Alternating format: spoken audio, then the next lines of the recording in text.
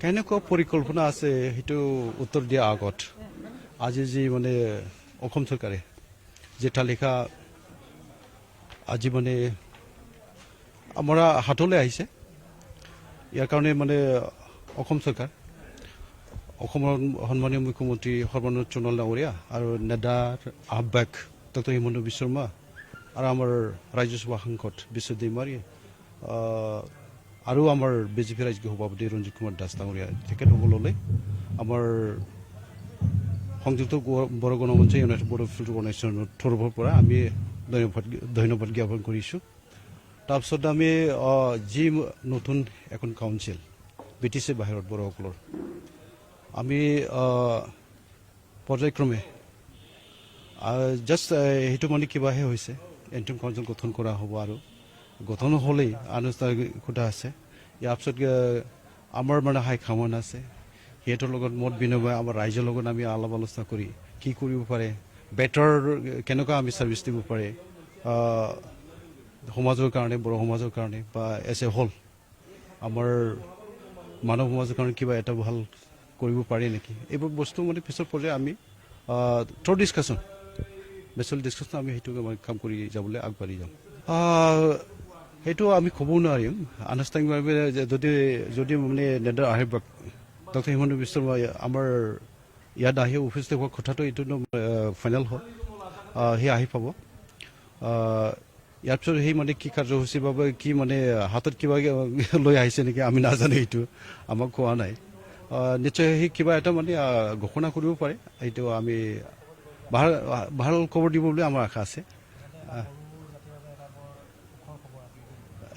একদম ৰাইট এইটো ক'ব পাৰিব কাৰণ মানে আমি যোৱা দিনবোৰত আমিতো আছিলোঁ right from the Bodoland separation movement Bodofa Upendra ব্ৰহ্মৰ নেতৃত্বত আমিও অংশগ্ৰহণ কৰিছিলোঁ ফ্ৰম 1987 আজিলৈ কিমান বছৰ হ'ল মানে মোৰ দেন 40 ইয়াৰ্ছ আৰু কি। ইয়াৰ পিছতো মানে দুটা মানে চুক্তি হৈ গৈছিলে আগত 1993 20 ফেব্ৰুৱাৰীত মানে BSC একৰ্ড হৈছিলে। তাৰপিছত আকৌ মানে BLT যিটো আৰ্মছ অৰ্গেনাইজেশ্যন আছিলে 2003 10 ফেব্ৰুৱাৰীত মানে ভাৰত চৰকাৰ অসম চৰকাৰ আৰু BLT মাজত আলাপ আলোচনা কৰি এইটো মানে ছিকিউৰিটি কৰা হৈছিলে।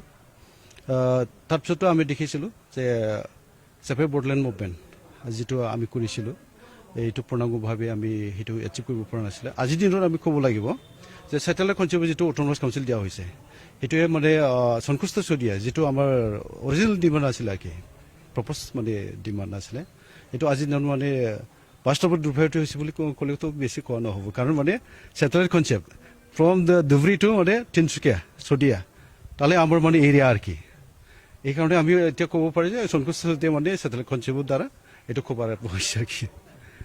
আজিৰ পৰা মিচিংগা নগৰ যে উইৰামঘাট যে ধনশ্ৰী গোলাঘাট ডিষ্ট্ৰিক্টৰ অন্তৰ্গত যে সপ্তম 7 সংখ্যক যে বাৰ্ষিক অধিৱেশন সংযুক্ত বড়ো গণমঞ্চৰ আজিৰ পৰা আৰম্ভ। এই আৰম্ভ হোৱাৰ লগে লগে এটা সুসংবাদ আমাৰ মাননীয় সভাপতি মিনেশ্বৰ বসুমতাৰী ডাঙৰীয়াক যি চিফ এক্সিকিউটিভ মেম্বাৰ হিচাপে লৈ আৰু আমাৰ স্থানীয় জ্যেষ্ঠ নেতা গাম্বাৰু মুছাহাৰীক অধ্যক্ষ হিচাপে লৈ এই কাউন্সিলখন আজি চৰকাৰে গঠন কৰি দিলে। নিশ্চয় এই উইৰামঘাটৰ হোৱা যে মিচিংগা নগৰত হোৱা যি 7 সংখ্যক যি সংযুক্ত বড়ো গণমঞ্চৰ যি বাৰ্ষিক অধিৱেশন নিশ্চয় এই অধিৱেশনত আজি একেবাৰে মানে সকলো শুনাৰ লগে লগে সকলো আমাৰ নেতৃবৃন্দৰ মাজত ৰাইজৰ মাজত এটা আনন্দ উৎসাহ এটা আহিছে। নিশ্চয় কনফাৰেন্স অহাকালি বৃহৎ সংখ্যক ৰাইজে নিশ্চয় গম পাব। আজি আমাৰ প্ৰতিনিধি সভা অলপ পিছতে হ'ব এই প্ৰতিনিধি সভাৰ যোগেদি নিশ্চয় সকলো অসমৰ বড়ো ৰাইজে গম পাব অসমৰ ৰাইজে গম পাব। নিশ্চয় ভাল দিনত অসম চৰকাৰে ঘোষণা কৰা বুলি পুনৰে মই অসম চৰকাৰক ধন্যবাদ দিছোঁ। কালি যিহেতুকে আমাৰ ইতিমধ্যে খাটাং হৈ গৈছে কালি অসম চৰকাৰৰ জ্যেষ্ঠ মন্ত্ৰী বিত্তমন্ত্ৰী বা স্বাস্থ্যমন্ত্ৰী নেডাৰ আহ্বায়ক ডক্টৰ হিমন্ত বিশ্ব শৰ্মা ডাঙৰীয়াই 2 বজাত আমাৰ ইয়াত আহি পাব 2-3 বজাৰ ভিতৰত ইয়াত আহি পাব। তেখেতক আমি এই যে বড়ো কছাৰী কল্যাণ স্বায়ত্ত শাসিত পৰিষদ গঠন কৰাৰ তেখেতৰ নাম তেখেতৰ যি অৰিহণা নিশ্চয় মানে তুলনা কৰিব নোৱাৰিম।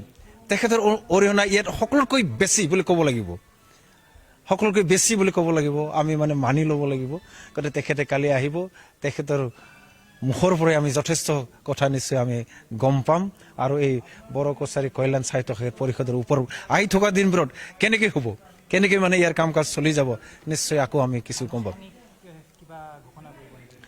আনুষ্ঠানিকটো কালি ঘোষণা কৰিব লাগে, যে কেতিয়া আনুষ্ঠানিকতা কেতিয়া কৰে, এনেকৈ কালি ঘোষণা কৰিব, আমি আশাবাদী।